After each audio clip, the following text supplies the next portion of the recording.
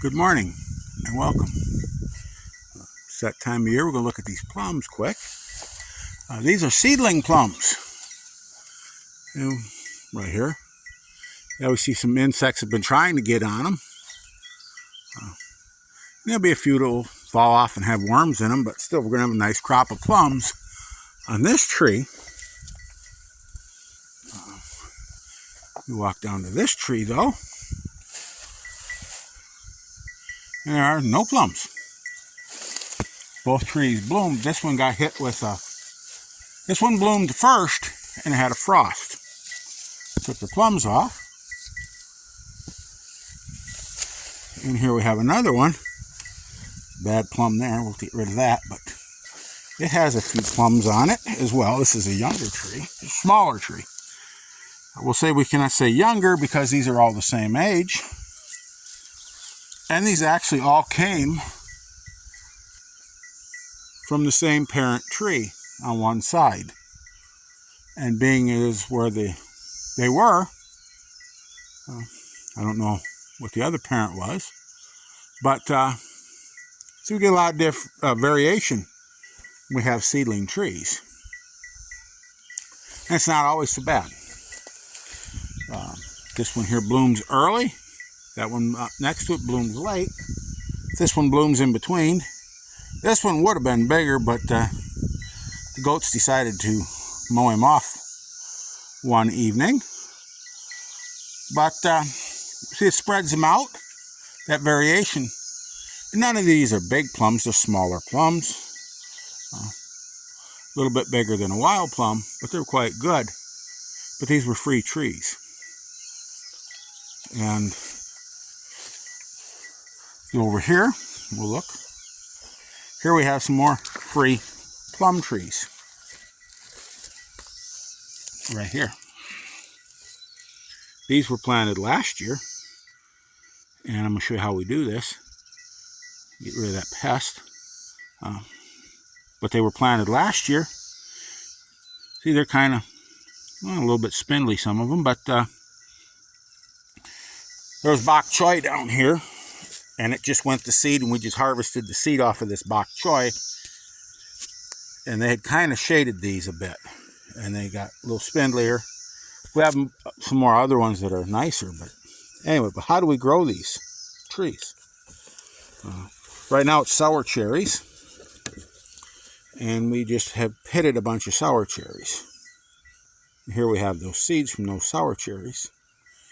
And these were a seedling sour cherry. I started these, the tree these cherries come off, or trees, the same way. So,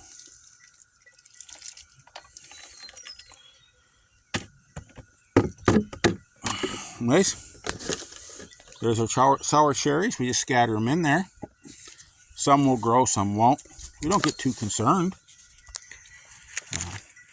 We should have way more trees than we're going to want. We'll thin them out some. Take our hoe. Cover them up. It is supposed to rain here in a little bit.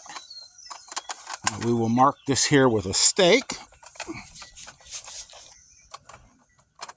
A steel stake. And that's it until next year.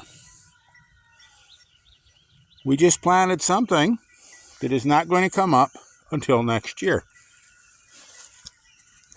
So we want to make sure we don't dig in this area. That's why we mark it with that steel stake.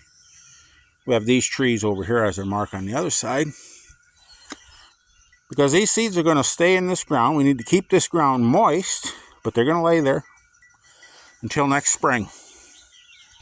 Just like these did. These seeds laid there all winter, all last summer. They were planted probably about end of June, early July.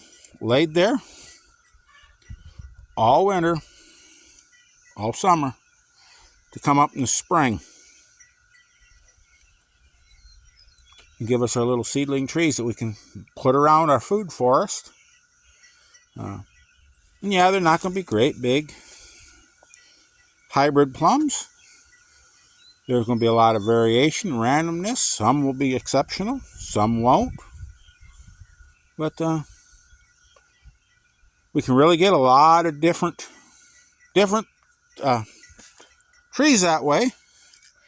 And should we want to, we can always take these rootstock, let it grow out this year. Next year, take this rootstock and graft it over to something more, to a variety that maybe if we want a different variety, a specific variety, we can graft it over.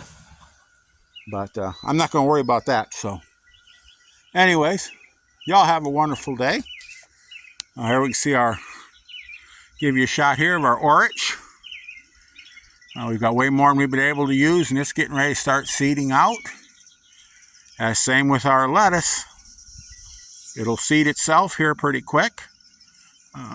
We've been feeding some to the chickens because we have way more than we can use.